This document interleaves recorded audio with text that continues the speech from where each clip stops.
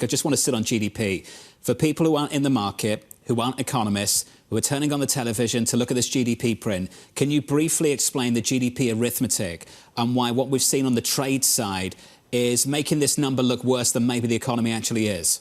Yeah, what happened, John, was in the early part of the quarter, and this is a carryover in part from the fourth quarter, people who were worried about tariffs being placed on precious metals brought in a lot of gold from overseas to the United States. But gold is not sold as a consumer product, nor is it created, so it doesn't count in GDP.